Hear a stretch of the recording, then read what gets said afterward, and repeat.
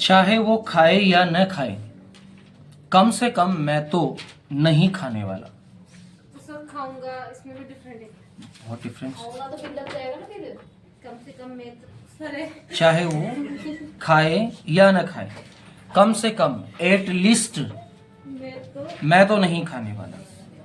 ठीक है, फटाफट से कॉपी ओपन कीजिए और हेडिंग डाल दीजिए elements and body conditions. Total 30 या 35 के आसपास लिखेंगे, उसके बाद सेंटेंसेस को आज कंप्लीट करेंगे। पहले सेंटेंस ये जो है, उसके बाद सारा काम सेंटेंस का रहेगा। जो नहीं बनेगा उसको बोर्ड पर बनाने की कोशिश करेंगे सारे सेंटेंसेस को। ठीक है, लिखिए। हेडिंग आपने डाल दी होगी, elements and body conditions. AIL MENTS, AIL MENTS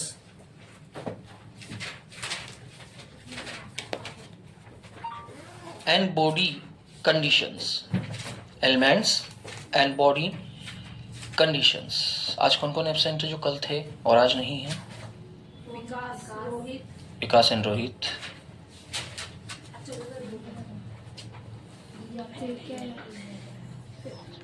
elements and body conditions. अब एलिमेंट्स एंड बॉडी कंडीशन का सीधा सा मतलब होता है हमारे शरीर में होने वाली व्याधियां, परेशानियां, रोग अथवा शरीर की अवस्थाएं अथवा दशाएं। तो जो शरीर की अवस्थाएं अथवा दशाएं होती है, the condition of the disease होती है, वो कहलाती है एलिमेंट्स एंड बॉडी कंडीशंस। सबसे पहला लिखिए, बदहजमी। बदहजमी, बदहजमी को इंग्लिश में कहा जाता है इंडाइजेशन। बदहजमी को इंग्लिश में क्या कहा जाएगा? Indigestion. INDIGESTION, indigestion। What is the meaning of the indigestion? बदहजमी, यानी कि हाजमे का सही नहीं होना अथवा पेट के अंदर किसी प्रकार की गड़बड़ होना। ये बैठ जाओ बेटा, आगे मौसम आगे चेयर तो हाँ बैठ जाओ। अथवा पेट के अंदर किसी भी प्रकार की गड़बड़ी का होना इंडाइजेशन कहलाता है। नेक्स्ट लिखिए, अंधा। वेरी गुड, अंधा, ब्लाइंड, BLIND।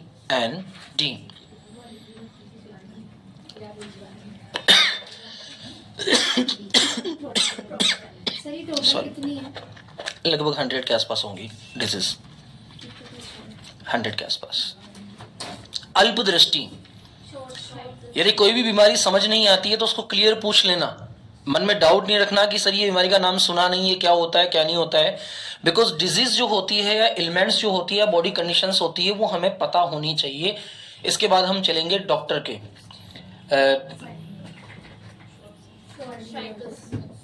डॉक्टर की जो सारी कंडीशंस होती है, बातें होती है, हम डॉक्टर से कैसे मिलते हैं, वो सारा इसके बाद चलेगा मेडिकल रिप्रेजेंट कंडीशन में।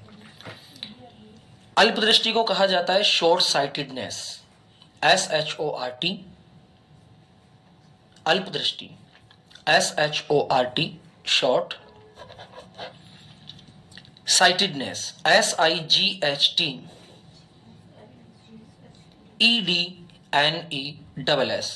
Short sightedness. तो शॉर्ट साइटेडनेस का मतलब क्या हो गया? अल्प दृष्टि। अम्लपित्त, अगला शब्द है अम्लपित्त। अम्लपित्त, अम्लपित्त का मतलब होता है जब पेट के अंदर एसिड बढ़ जाता है, एसिडिटी, खट्टी डकारें आना, पेट में दर्द होना, गैस्ट्रिक प्रॉब्लम हो जाना, ऐसा लगना कि पेट फूल रहा है, या फिर बेल्चिंग, खट्टी डकारें आना, इस प्रकार की कंडीशन कहलाती है एसिडिटी। ACIDITY,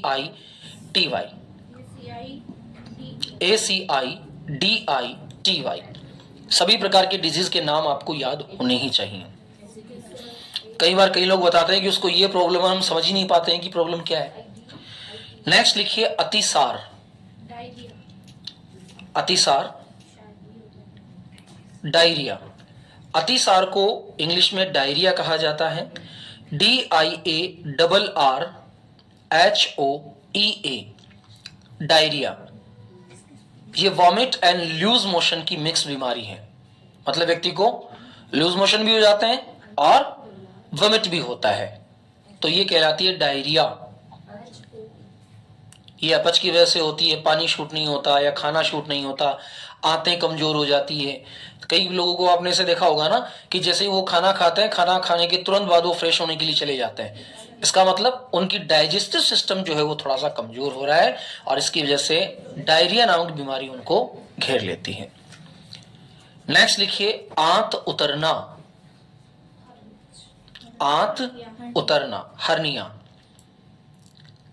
अगर आंतें अपने स्थान को छोड़ देती है अथवा उनमें स्वेलिंग हो जाती है तो ये बीमारी कहलाती है hernia. HERNIA, hernia. HERNIA, hernia. तो इसमें क्या होता है? आपने आंत उतर जाती है, जो इंटेस्टाइन्स होती है अपनी छोटी आंत बड़ी आंत होती है, इनमें स्वेलिंग हो जाती है और ये अपनी जगह को छोड़ देती है, जिससे डाइजेशन सिस्टम पूरी तरह से गड़बड़ा जाता है, हर्निया। और दर्द होता है पेट में, असहनीय दर्द होता है, आदमी बैठ भी नहीं पाता है। स्वेलिंग को हिंदी में क्या किसी के नहीं है। हाँ, अगर गिल्ट नहीं है, गांठ नहीं है तो दर्द नहीं होगा। अगर गांठ है, आरोग्यता जो करवाया स्वेलिंग हर्निया का ऑपरेशन करवाया होगा। सर स्वेलिंग को हिंदी में क्या बोलते हैं? सूजन। हाँ सूजन। नेक्स्ट लिखिए आंसू। अभी तो बहुत सारी बीमारियां सुनी सुनाई आएगी। आंसू,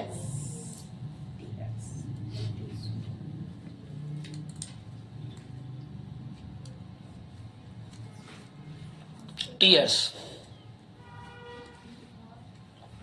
नेक्स्ट लिखिए उबासी, यंग।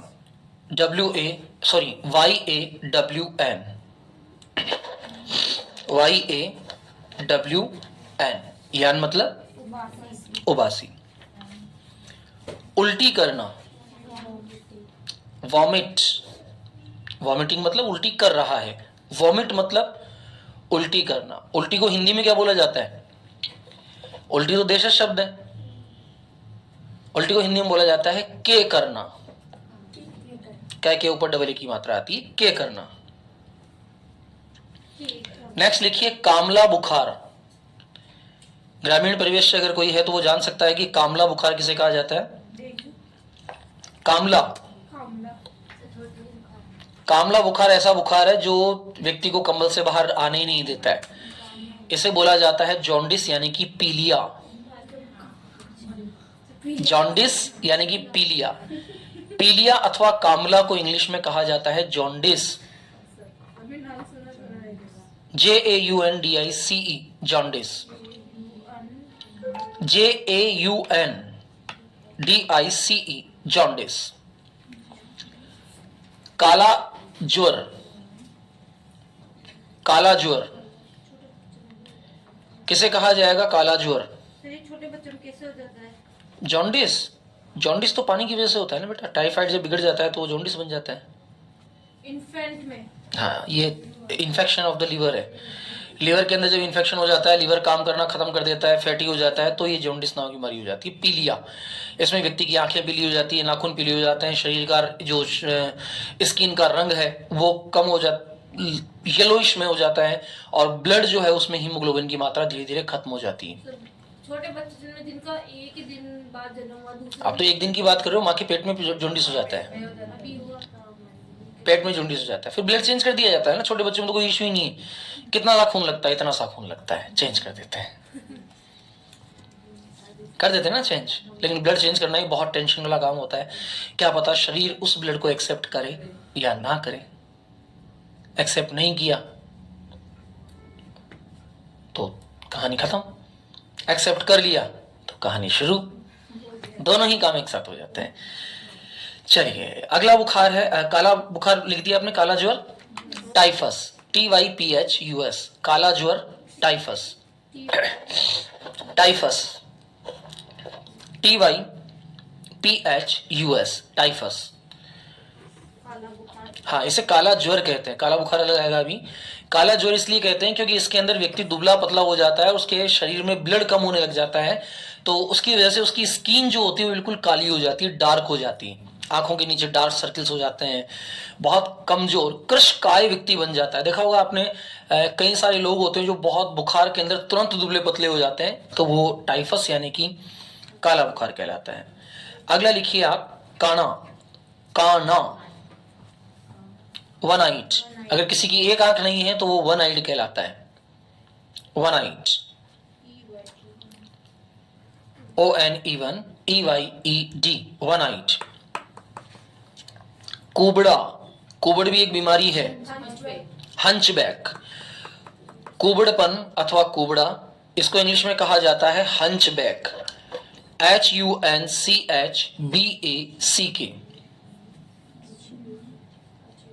हंचबैक, HUNCHBACK, हंचबैक यानी कि कुबड़ा। अच्छा, कुबड़ कहाँ निकलती है? पेट में, पीठ पे, यहाँ जो अपनी स्पाइनल कॉर्ड होती है ना, ये स्पाइनल उठ जाती है, इसके पास के अंदर हल्की सी एक मांस का पिंड जमा होना शुरू हो जाता है, जिससे व्यक्ति की कमर धीरे धीरे नीचे झुकना शुरू हो जाती है, क्योंकि स्पाइनल पर जोड़ पड़ता है ना। अभी तो स्पाइनल ऐसे होती है, फिर जैसे जैसे जोड़ पड़ता है स्पाइनल ऐसे होती चली जाती है, और ये जो कंधा है ये झुक जाता है। अगर कोई व्यक्ति ज्यादा झुककर चलता है तो वो भी हंचबैक हो जाता है। बैग वाला जो बोझ है वो नहीं कह सकते हैं।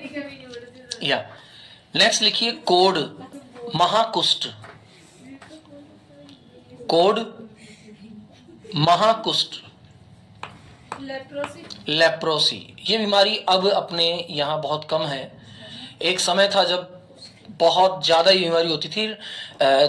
धार्मिक मान्यता के अनुसार मालपुरा के पास में एक स्थान है, डिग्गी कल्याण जी, वो एक ऐसा स्थान है जहां कोढ़ रोग खत्म हो जाता है, कोढ़ी ठीक हो जाते हैं वहां। लेप्रोसी, LEPROSY,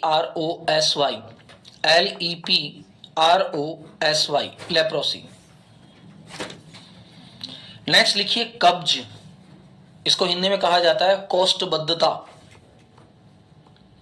कब्ज को इंग्लिश में क्या कहेंगे? कब्ज जानते तो हो ना, जब पेट साफ नहीं होता है, कब्ज, कॉन्स्टिपेशन,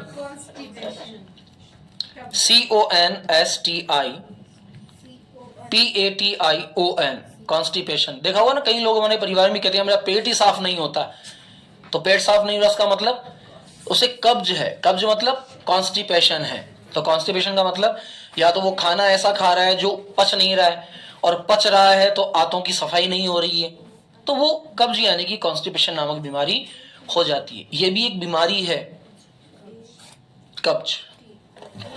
नेक्स्ट लिखिए, कृमि, वॉर्म, बहुत पहले चलती थी, अब तो ये बीमारी है ही नहीं।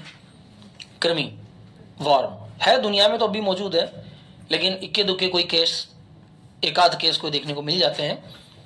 वॉर्म जानते हो ना, कृमि, शरीर के अंदर से एक कीड़ा बाहर निकलता है, उस कीड़े को फिर नारू रोग का देखा होगा अगर आपने, तो उसके ऊपर एक लोहे का तार बांध, उसका कॉपर का तार बांध दिया जाता है उस कीड़े के छेद करके, और वो कीड़ा जैसे हल्का सा बाहर निकलता है उसको घुमा देते हैं। अगर उसको एक साथ खींच लिया जाए तो वो टूट जाता है और कई भागों में बढ़ जाता है अंदर, इसलिए फिर उसे धीरे धीरे रोज एक एक उसको घुमाया जाता है, और अंत में लगभग 8 से 10 दिन के अंदर वो पूरा बाहर आ जाता है। लगभग उसकी लंबाई होती है, ये लगभग इतना लंबा होता है, वो इतना लंबा होता है, वो निकलता जाता है, निकलता जाता है, निकलता जाता है, निकलता जाता है। फिर एक दिन अगर गलती से टूट गया तो फिर वो अंदर और अपने जैसे कीड़े पैदा कर देता है। तो एक को निकालना इतना भारी होता है। मतलब ये कीड़ा सभी में जाता है किससे? जो जरूरी नहीं कि कोई कीड़ा बाहर निकल रहा है तो बाहर से गया हो, पेट के अंदर ही होता है वो गंदा पानी पीने से या ऐसा पानी पीने से जिसमें वो कीड़ा पहले से मौजूद हो। जैसे आपने नदी का पानी पिया, ठीक है, अब नदी का पानी बहता पानी है तो साफ है, कोई इश्यू नहीं, लेकिन आपने किसी तालाब का पानी पी लिया, या आप तालाब में नहाने गए, अब नहाने जाओगे तो ये तो है नहीं कि मुंह के टेप लगा के जाओगे, थोड़ा बहुत पानी मुंह में भी जाएगा। अब आप जानते हो कि तालाब स्वच्छ नहीं होते हैं, वहां गायें भी जाती है, भैंसें भी जाती है, लोग कपड़े भी धोते हैं, कितनी गंदगी होती है। अब जब आप उस तालाब में नहा रहे हो तो वो पानी मुंह में चला गया, मुंह में चला गया तो पेट में चला गया, पेट में चला गया तो उस पानी में जो बैक्टीरिया है वो कुछ तो असर दिखाएंगे ना। कई प्रकार के बैक्टीरिया, कीटाणु, विषाणु, जीवाणु तो हमारे पेट में जो एसिड होता है उससे ही खत्म हो जाते हैं, लेकिन जो नहीं पाते हैं, जो थोड़े दादागिरी वाले होते हैं, डॉन टाइप के बैक्टीरिया होते हैं, वो फिर हमारे शरीर में कहीं ना कहीं चले जाते हैं और उससे फिर वो डेवलप हो जाते हैं। नेक्स्ट लिखिए खसरा। ये तो आज भी टीका लगता है गर्भवती माँ की, खसरे का। Measles, MEASLES, MEASLES, measles. Measles यानी खसरा। नेक्स्ट लिखिए खाज। एक तो होती है खुजली, एक होती है खाज। खुजली वो होती है जो हल्की हल्की होती है, जैसे सिर में लगी तो आपने हल्की सी कर ली, हाथ पे हल्की सी खुजली। हाँ, एक होती है खाज जो बंदर की तरह होती है, पूरे दिन आदमी पूरे शरीर पर इचिंग करता रहेगा, तो उसे कहा जाता है खाज, यानी कि स्केबीज। SCABIES। इस मौसम में सबसे ज्यादा होती है, जब क्लाइमेट चेंज होता है तब बॉडी के अंदर बहुत जबरदस्त खुजली होती है। इसके बीच SCABIES, इसके बीच। नेक्स्ट लिखिए खांसी। चलो आज ये कंप्लीट कर लो, आप इलमेंट डिजीज कंप्लीट कर लो, टेस्ट कर ले लेंगे।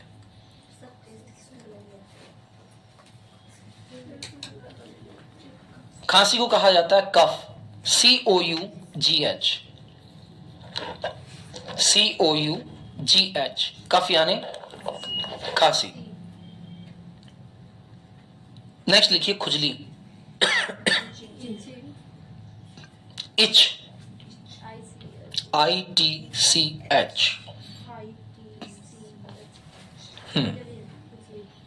खून की कमी, एनीमिया, ANEMIA,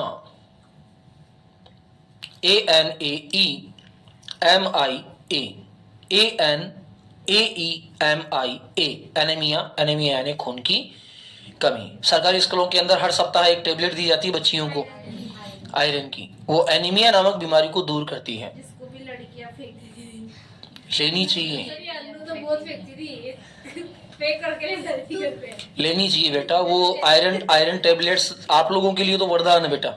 असल ये अन्नू हमेशा कहती मेरे को अच्छी लगती है, पहले की दवाई है ये ना, टेस्ट थोड़ी होता है वो, कोई पिज्जा थोड़ी जो टेस्ट से खाओगे उसमें थोड़ा सा चीज और डालो। ये बैग में भर के रखती थी, बहुत सारी लगती थी इसके बैग में। नेक्स्ट खून का बहना, ब्लीडिंग, BLEEDING, खून का बहना, ब्लीडिंग। कोई व्यक्ति दौड़ रहा है, चोट लग गई, अब लगातार जो ब्लड निकल रहा है वो क्या कहलाएगा, ब्लीडिंग, BLEEDING, ब्लीडिंग यानी खून का बहना। गठिया, रूमेटिज्म, बहुत खतरनाक बीमारी थी, वैसा भी आज भी होती है। गठिया बाय गांव के लोगों में बहुत ज्यादा होती है क्योंकि उन्हें बहुत ज्यादा वर्क करना पड़ता है। गठिया, घटिया नहीं, गठिया,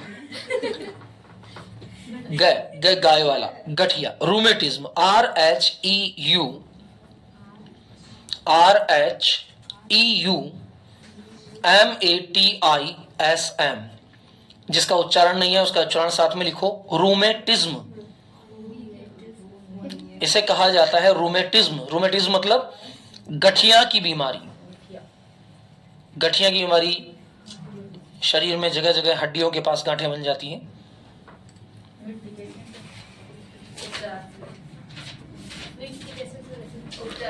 इसका उपचार तो सामान्य सा है, इससे मेथी है और ऐसे तत्व हैं जो शरीर में गांठें ना बनने दें। रूमेटिज्म कारण यही तो होता है इसका, हड्डियों के अंदर कैल्शियम जब चेंजिंग कंडीशन में आता है तो ये जगह जगह हो जाती है। और इसमें आप जितना लिक्विड ले सकते हैं लिक्विड लें, जितना आप फास्फोरस ले सकते हैं उतना फास्फोरस लें, तो ये ऑटोमेटिकली धीरे धीरे खत्म हो जाती है। या फिर पुराने लोग जो होते हैं ये गुड़ का सेवन बंद कर देते हैं।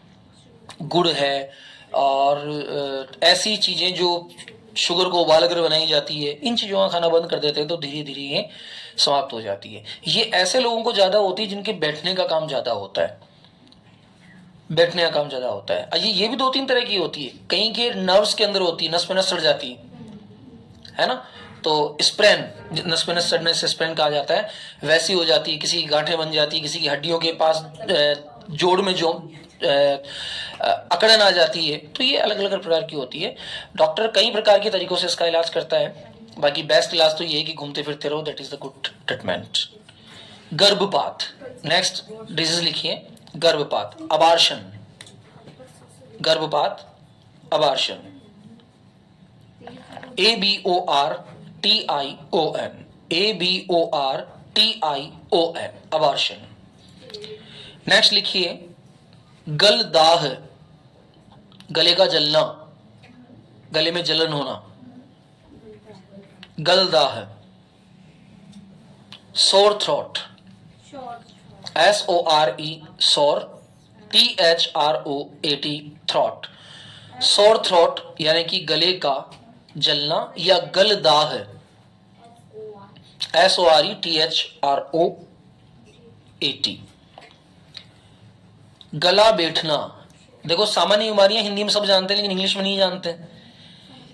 गला बैठना, अब गले बैठने को कहा जाएगा hoarseness, HOARSE, HOARSE, NESS,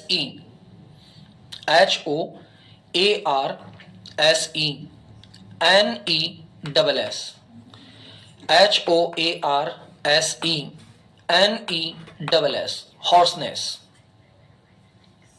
hoarseness mean गला बैठना।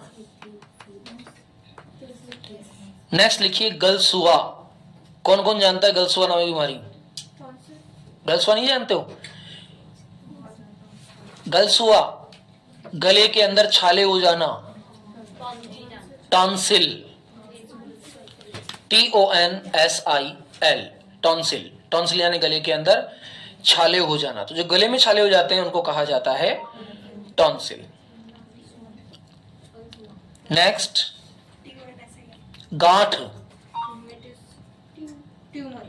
ट्यूमर, TUMOUR, TUMOUR, ट्यूमर यानी गांठ का हो जाना। गूंगा व्यक्ति जो बोल नहीं सकता, डम, DUMB, डम, डेफ जो सुन नहीं सकता, डम।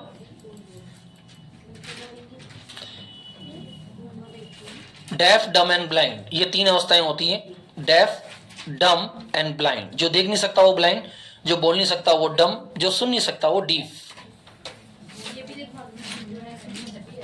आएंगे, सब आ जाएंगे भी। गंजा व्यक्ति, मेरा जैसा, bald, BALD, bald, BALD, bald.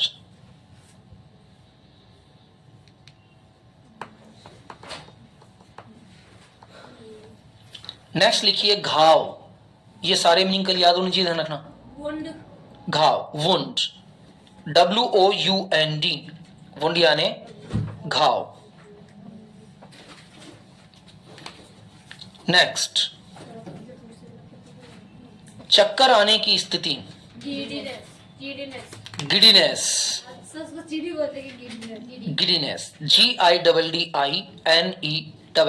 Giddiness, NESS। Giddiness का मतलब होगा चक्कर आने की स्थिति, GIDDINESS,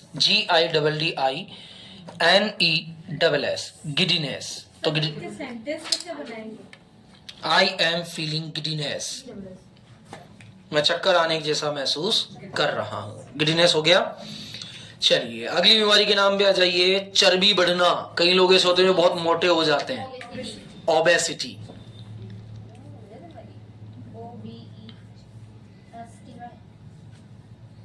यार आजकल मैं बहुत मोटा हो रहा हूं, ये क्या है? It is obesity, OBESITY, OBESITY, obesity. चोट लगना, द नेक्स्ट वर्ड इज चोट लगना। हर्ट, हार्ट तो दिल, हृदय होता है, HURT, हर्ट, हर्ट यानी चोट लगना। चलिए नेक्स्ट वन इज छींकना, स्नीजिंग, SNEEZING, स्नीजिंग। सर अब यहाँ पे ING क्यों लगा? स्नीजिंग, क्योंकि छींकने की क्रिया लगातार होती है, एक बार नहीं छींकते आप। कई लोग 2 बार छींकते हैं, कहीं 3 बार, कहीं 4 बार, कहीं 5 बार, तो लगातार होने वाली क्रिया है नहीं, इसलिए यहां स्नीज या स्नीजिंग। नेक्स्ट लिखिए जहरबाद, cancer, CANCER, cancer, CANCER, cancer, जहरबाद। जलोदर, जलोदर, ड्रॉपसी, DROPSY। जानते हो जलोदर कौन सी बीमारी होती है? नहीं जानते? जानते हो यार, ऐसे क्या करते हो यार, जानते हो सब? नहीं जानते? कभी गर्मियों के दिनों में किसी जागरण में गए हो क्या? हैं? और आपने देखा होगा जागरण के बाद कई लोगों के यहाँ जगह जगह फफोले हो जाते हैं, होते हैं ना। एक वो कीड़ा आता है, उसको अब मैं बोल नहीं सकता क्योंकि वो नहीं, उस कीड़े को देशी भाषा में बोला जाता है तेलन। इतना सा कीड़ा होता है, जब वो आपके जहां भी बैठ जाता है वहां एक छाले टाइप का हो जाता है। फिर जब वो फूटता है तो उससे दूसरा, फिर तीसरा, फिर चौथा, फिर 5वां, वो बढ़ते ही जाते हैं, निशान नहीं जाते हैं, बहुत लंबा, जलन होती है जोरदार, बिल्कुल वैसे जगह जगह पानी के छाले बन जाते हैं। जिसको नहीं पता वो मेरे साथ चलना कभी जागरण के अंदर, मैं उसे बता दूंगा किस प्रकार होता है। कौन कौन जानता है बताओ मुझे? जानते हो ना? बहुत रिस्की कीड़ा होता है ये। टेलर भी होता है, टेलर नाम से भी होता है ना एक कीड़ा। वो वही वो होता है, उसका अलग अलग नाम है, बस वो जहां, बस अभी इन लाइव क्लास नहीं बोल सकता, बाद में बताऊंगा इसका पूरा। ओके, नेक्स्ट लिखिए जुकाम, लास्ट है ये आज का, इसके बाद कल करेंगे फिर। जुकाम, जुकाम को इंग्लिश में कहा जाता है कोरिजा, CORYZA, कोरिजा, ये इसका प्रॉपर नाम है। बाकी कोल्ड कह दो, फ्लू कह दो, ये कह सकते हैं, कोरिजा इसका प्रॉपर नाम है। आज लेट कौन आया था? मौसम, काफी छुट्टी हो गई बेटा आपकी? अच्छा, एक दिन देखा था मैंने आपको, हाँ हाँ, आरोग्य मेडिकल के बाहर देखा था मैंने, हाँ 6 तारीख को देखा था मैंने आपको, 5:48 पे।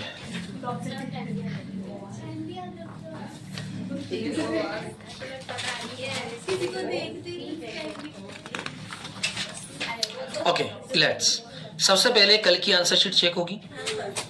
सेंटेंस नंबर 1 से लेकर सेंटेंस नंबर 71 राइट और रॉन्ग करते जाना, और जिसने नहीं बनाई है उसको बहुत बहुत धन्यवाद, स्पेशल थैंक कि उसने नहीं बनाई है, वो मेरा नाम रोशन करने की ओर चल रहा है आगे। Thanks for class, nice to meet you. आज की क्लास इतनी ही, थैंक यू।